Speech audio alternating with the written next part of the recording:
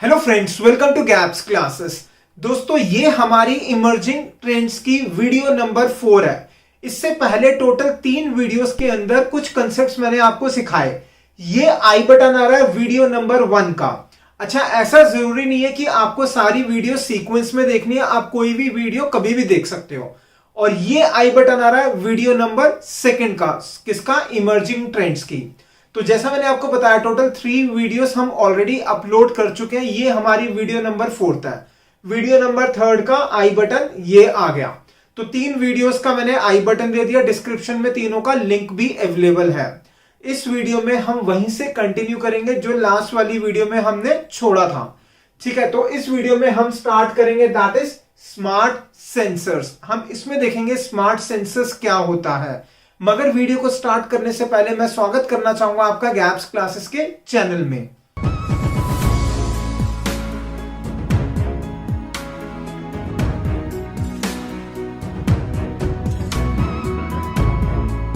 तो आइए दोस्तों स्टार्ट करते हैं। इसमें हम देखेंगे स्मार्ट सेंसर्स। स्मार्ट सेंसर्स का मतलब क्या होता है? स्मार्ट का मतलब जो खुद ही काम कर लेता है। ठीक है, स्मार्ट का मतलब जो खुद ही अपने हिसाब से काम कर लेगा। सेंसर्स की बात कर रहे हैं। सेंसर्स जब भी होते हैं तो क्या होता है, वो एक डिवाइस होता है। सेंसर क्या होता है? एक डिवाइस होता है, यानी कि एक ऐसा डिवाइस होगा जो अपने आप काम कर लेगा। मगर वो अपने आप कब काम करेगा? जब उसके कॉरेस्पॉन्डिंग कुछ ना कुछ इनपुट दिया जाएगा। फॉर एग्जाम्पल, आप लोगों ने देखा होगा कि अगर मान लो आपको अपने हैंड्स को सैनिटाइज करना है तो कुछ मशीन्स ऐसी आती है, जब आप हाथ नीचे करोगे तो सैनिटाइजर निकलेगा। इसका मतलब क्या है कि वो एक फिजिकल एनवायरनमेंट के साथ इंटरैक्ट कर रहा है। मगर हमने क्या दिया? हमने एक इनपुट दिया।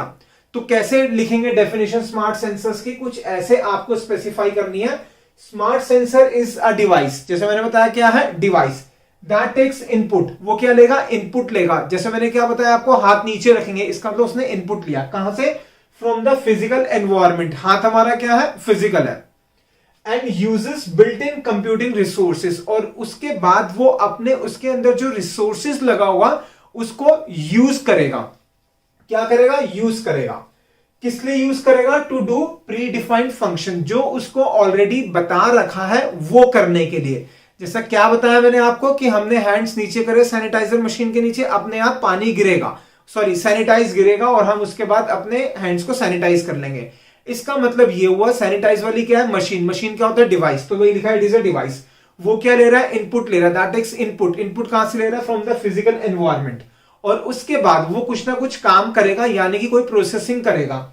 And uses building computing resources को प्रोसेस करने के लिए काम करेगा।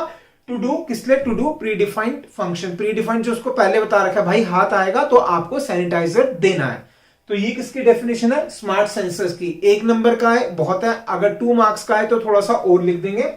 क्या लिख देंगे? Upon detection of specific input. कब देगा? जैसे मैंने बताया कि कोई स्पेसिफिक हमने इनपुट दिया तो वो काम करेगा। Then process data before passing into it. इसका मतलब डेटा इनपुट लेगा और उसके बाद उसको प्रोसेस करेगा डेटा देने से पहले। तो ये पूरी प्रॉपर डेफिनेशन है किसकी? स्मार्ट सेंसर्स की। वेरी वेरी इंपॉर्टेंट है। आपने नोट करना तो नोट कर लो। अगर नोट नहीं करना चाहते तो जैसे मैंने स्टार्टिंग में भी बताया था, पहले की वीडियोस में भी, आप सिर्फ और सिर्फ 19 रुपए देके, 19 रुपीज देके आप इमर्जिंग ट्रेंड्स के नोट्स ले सकते हो। कहां पर पे करना है? डिस्क्रिप्शन में वो भी मेंशन है। फोन पे, गूगल पे, पेटीएम, अकाउंट ट्रांसफर सब कुछ कर सकते हो। लेकिन पेमेंट करने के बाद आपको स्क्रीनशॉट भेजना होगा। जिस व्हाट्सएप से स्क्रीनशॉट भेजोगे उसी व्हाट्सएप नंबर पे आपके पास पीडीएफ की फॉर्म में सारे के सारे नोट्स आ जाएंगे, किसके? इमर्जिंग ट्रेंड्स के। ठीक है, नोट कर लो इसको। अब आएंगे हम next topic. Next topic is बहुत ज्यादा आजकल सुनने में मिलता है, दैट इज स्मार्ट सिटीज। ये एक ऐसा वर्ड है जो आजकल बहुत ज्यादा सुनने को मिल रहा है। स्मार्ट सिटीज का मतलब क्या होता है? अगर कोई एक ऐसी सिटी जो टेक्नोलॉजी का यूज कर रही है तो उसको हम कहेंगे स्मार्ट सिटीज। क्या कहेंगे? Smart cities. टेक्नोलॉजी का यूज करने का मतलब वहां पे सेंसर्स वगैरह लगे होने चाहिए। ठीक है, अब जैसे कि डेफिनेशन कैसे लिखोगे? Smart cities are those cities, वो वाली cities that makes use of, जो यूज कर रही है किसका? कंप्यूटर का एंड कम्युनिकेशन टेक्नोलॉजी। जो कंप्यूटर का यूज कर रही है, कम्युनिकेशन टेक्नोलॉजी का यूज कर रही है, उसको क्या कहेंगे? Smart cities. For example Bangalore या फिर बेंगलुरु जो नाम हो गया, उसको स्मार्ट सिटीज कहा जाता है। क्यों? क्योंकि वहां पे कंप्यूटर्स का बहुत ज्यादा यूज होता है। ठीक है। और उसके साथ में क्या, along with IoT and WOT, ठीक है, ये मैं आपको करवा चुका हूं। IoT is internet over things या internet of things, sorry over नहीं, internet of things. WOT is web of things, ये ऑलरेडी आपको मैं बता चुका हूं लास्ट वीडियो में। इसका मतलब क्या हुआ, स्मार्ट सिटीज वो सिटीज है जो कंप्यूटर का और कंप्यूटर के टेक्नोलॉजीज का यूज कर रहे हैं, जैसे कि IoT हो गया और WOT हो गया, ठीक है। Next, so that resources can be managed and distributed efficiently. अब इससे क्या होगा, जितने भी रिसोर्सेज हैं वो एफिशिएंटली डिस्ट्रीब्यूट हो सकते हैं। कैसे हो सकते हैं वो अभी आगे देखेंगे। तो ये डेफिनेशन है स्मार्ट सिटीज की। अब इसके अंदर आपको और क्या लिखोगे, एग्जाम्पल से समझेंगे, एग्जाम्पल से ज्यादा क्लियर होगा। तो इसमें 3 एग्जाम्पल्स लेंगे। First example is very very important, तीनों एग्जाम्पल्स पता होने चाहिए। जैसे first is smart cities. Smart cities क्या करेगी, यूज करेगी सेंसर्स का। किस लिए यूज करेगी सेंसर का, जिससे कि पता चल जाए कि भाई अर्थक्वेक आने वाला है या फिर आ गया है, अर्थक्वेक आ गया है या आने वाला है। एंड ऑल्सो जब पता चलता है कि अर्थक्वेक आने वाला है तो क्या होता है, उससे साइरेंस बच जाते हैं। कई जगह पे कुछ कुछ कंट्रीज में लगा भी हुआ है, कुछ इनफैक्ट इंडिया में भी लगा हुआ है। और उससे क्या होगा, जो नियर बाय वाली बिल्डिंग है, आसपास की बिल्डिंग है, उसको पता चल जाएगा, वार्निंग सिग्नल्स मिल जाएगा कि भाई अर्थक्वेक आने वाला है, तो इसलिए अपना ध्यान रखो। उस हिसाब से अपने आप अपना ध्यान रख लो, ठीक है। Second example, smart bridge uses. अच्छा, अब जो ब्रिजेस होते हैं ना, जो बड़े बड़े ब्रिजेस होते हैं, अगर वो स्मार्ट ब्रिजेस हैं तो वो क्या यूज करेंगे, वायरलेस सेंसर्स। वहां पे क्या लगेंगे, सेंसर्स लगे होंगे, जिससे कि पता चल जाए कि कहीं पे नट बोल्ट ढीला तो नहीं हो गया। जैसे कई बार होता है बहुत बड़े बड़े पुल होते हैं, अब ये तो नहीं है ना, जो ब्रिजेस होते हैं, अब ये तो नहीं है कि हर रोज डेली जाके बंदा उसको चेक करेगा कहीं पे नट बोल्ट लूज तो नहीं हो गया।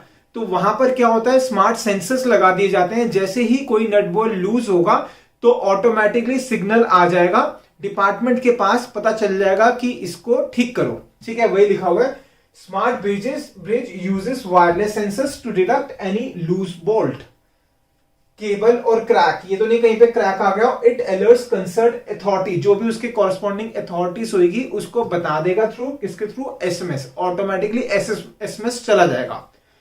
ये है हमारा सेकंड। अब आते हैं थर्ड एग्जांपल, स्मार्ट टनल्स।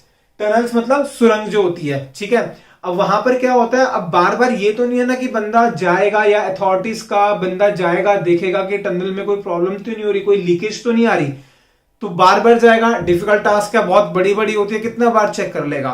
तो वहां पर भी क्या लगे होते हैं, सेंसर्स लगे होते हैं। वही लिखा है, smart tunnel also uses wireless sensors. वहां पे वायरलेस सेंसर है टू डिटेक्ट एनी लीकेज, कोई लीकेज तो नहीं है, और कंजेशन इन द टनल। या फिर कई बार होता है कि टनल में बहुत भीड़ हो जाती है, मान लो किसी की गाड़ी खराब हो गई तो उसके पीछे बहुत सारी गाड़ियां लग गई।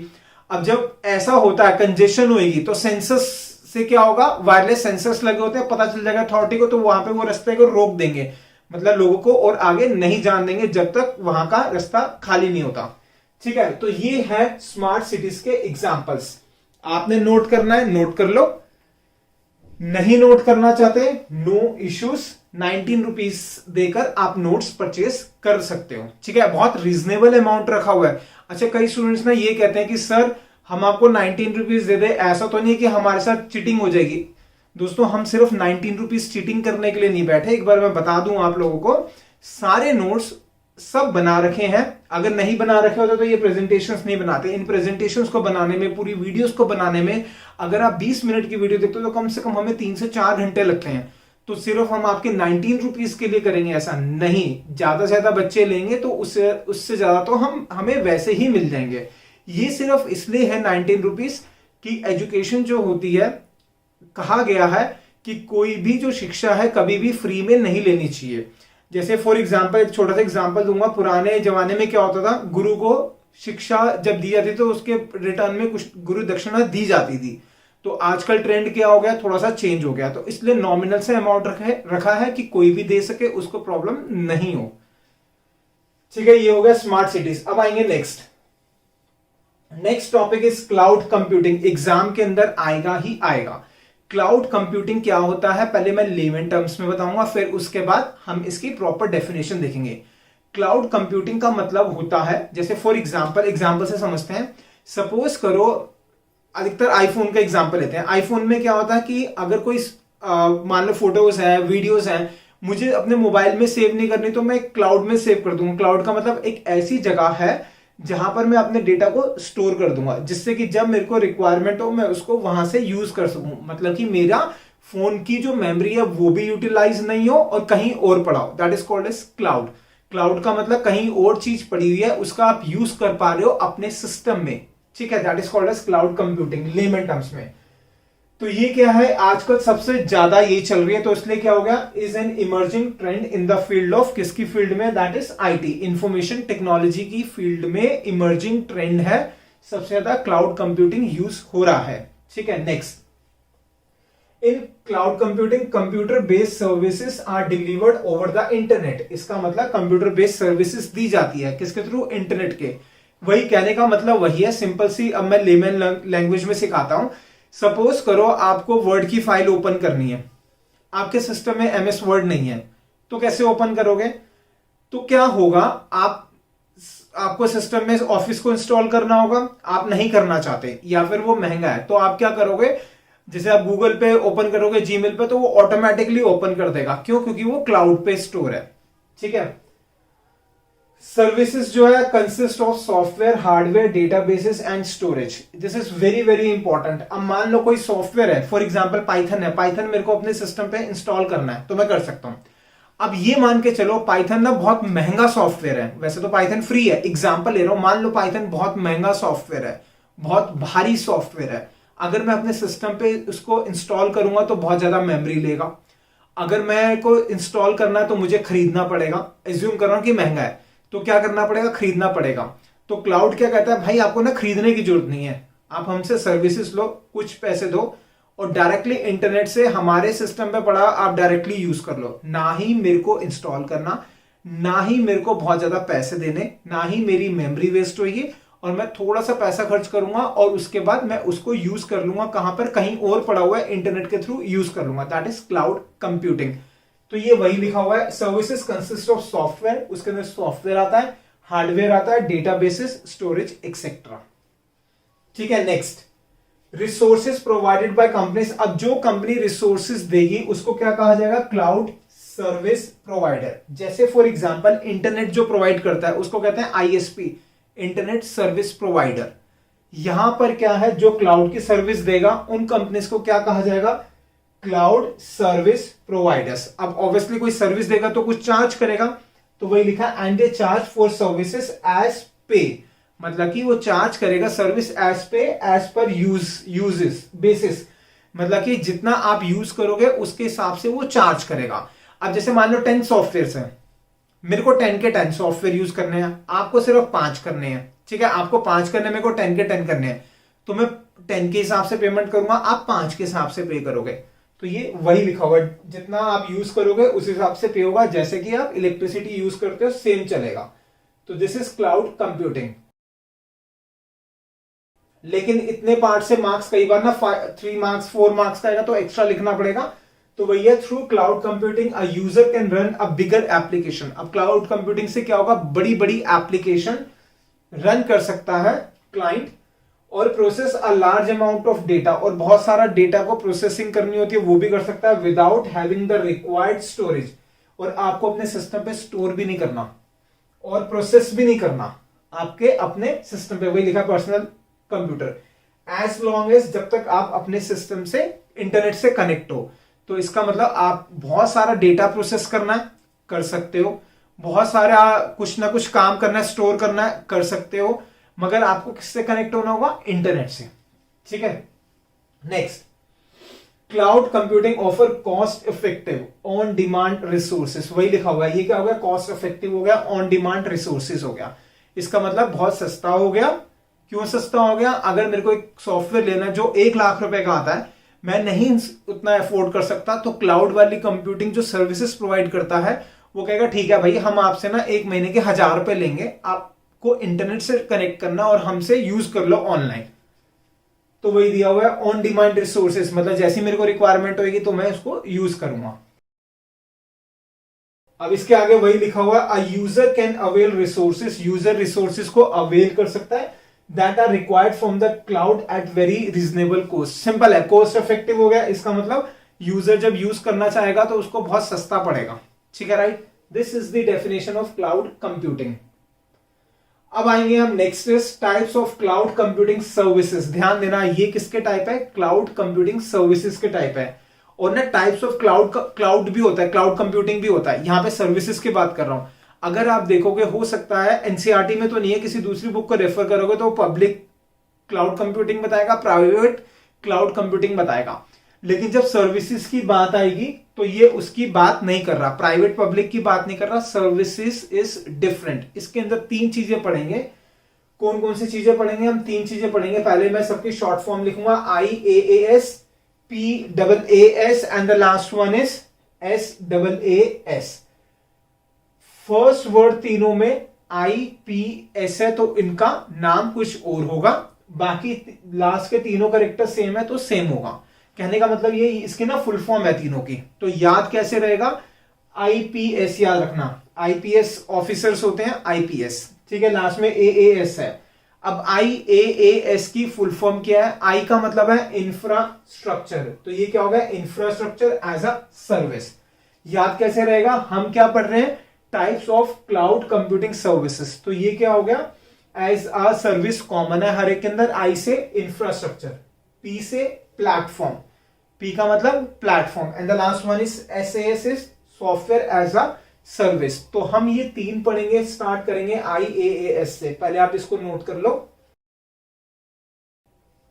अब आएंगे नंबर 1। नंबर 1 क्या है? IaaS। इसका मतलब, I का मतलब इंफ्रास्ट्रक्चर एज अ सर्विस। इसके अंदर क्या होगा? IaaS provides different types of computing infrastructure। Word याद रखना, इंफ्रास्ट्रक्चर है तो क्या हो गया? इंफ्रास्ट्रक्चर हो गया। इसके अंदर क्या होगा? एग्जाम्पल से हमें ज्यादा क्लियर होगा। सिर्फ पहले तो याद रखना है, IaaS providers offer different types of computing infrastructure। First example जैसे कि सर्वर्स हो गए। फर्स्ट क्या हो गया? सर्वर हो गया। Next is VM virtual machine. Third is storage. Fourth is backup facility. Fifth one is operating system etcetera. अब कई स्टूडेंट्स को ना इनका मतलब नहीं पता, सर्वर क्या होता है, VM क्या होता है, स्टोरेज क्या होता है, बैकअप फैसिलिटी क्या होता है, OS क्या होता है, ऑपरेटिंग सिस्टम क्या होता है। सर्वर्स अधिकतर बच्चों को होता है, मेन ना VM का मतलब नहीं होता, वर्चुअल मशीन। मगर आपने सिर्फ और सिर्फ क्या याद रखना है? वर्ड याद रखना है, VM इज वर्चुअल मशीन। ठीक है, इसके आगे और क्या लिखेंगे? Using IaaS users can use the hardware. अब जब ये इंफ्रास्ट्रक्चर की बात कर रहा है तो किसकी बात कर रहा है? हार्डवेयर की बात कर रहा है। यूज कर सकते हो आप हार्डवेयर को, जो कहां पर सिचुएट है? Remote location. मैंने कहा हमारे सिस्टम में नहीं है, कहीं और पड़ा हुआ, कहीं और मतलब रिमोट लोकेशन पे। ठीक है, और उसका यूज करके आप कॉन्फ़िगर कर सकते हो, डिप्लॉय कर सकते हो एंड एग्जीक्यूट कर सकते हो एनी सॉफ्टवेयर एप्लीकेशन। कहने का मतलब ये, आपने कोई भी सॉफ्टवेयर बनाना है तो उसको यूज करने से पहले क्या करोगे? कॉन्फ़िगर करोगे, फिर क्या करोगे? डिप्लॉय मतलब डाल दोगे सिस्टम्स के अंदर, एंड एग्जीक्यूट, और उसके बाद वो रन होना स्टार्ट हो जाएगा। ये किसका पार्ट है? IaaS, infrastructure as a service.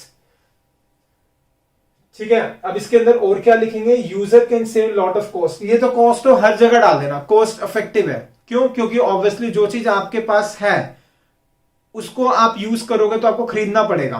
ठीक है, और जो चीज एक ऐसी चीज जो किसी और के पास है उसका यूज करोगे तो कम लगेंगे पैसे। ऐसे मानो घर है, अगर आप घर खरीदोगे तो ज्यादा पैसे लगेंगे, लेकिन आप घर का यूज करना चाहते हो तो रेंट पे लोगे, तो इसका मतलब कम पैसे देने पड़ेंगे। सेम चीज यहां पर है।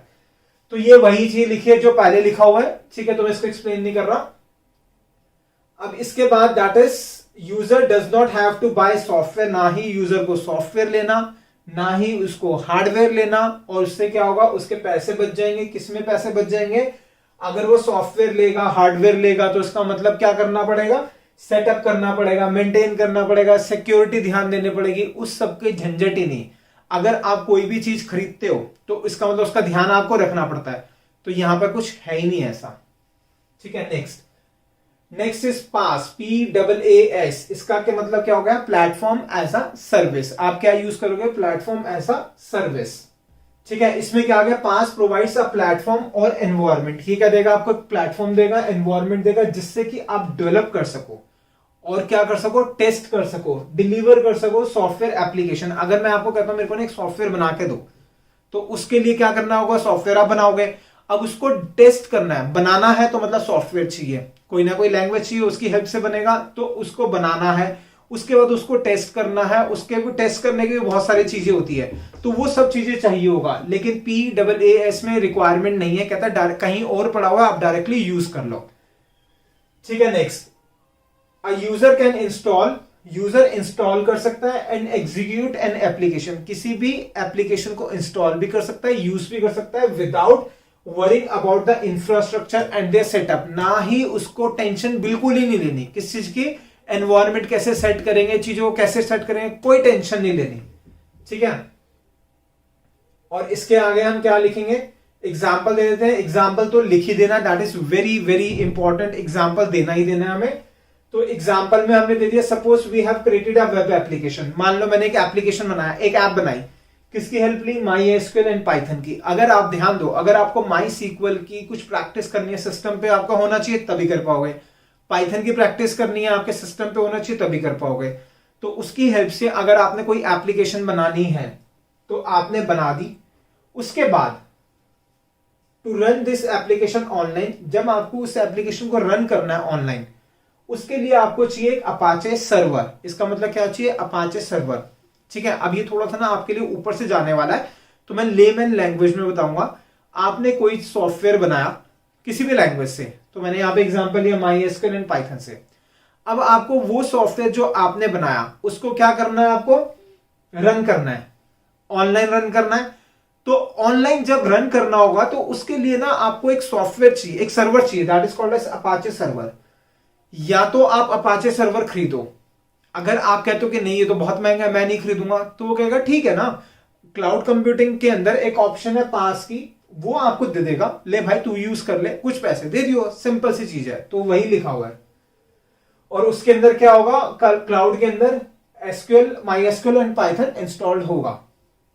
ठीक है, it means we do not need to install, इसका मतलब भैया हमें इंस्टॉल करने की जरूरत नहीं है किसको, MySQL एंड पाइथन को on the cloud, as well as we do not need to configure, और हमें कन्फिगर करने की भी जरूरत नहीं है, सब चीज ऑटोमेटिकली पड़ा हुआ है।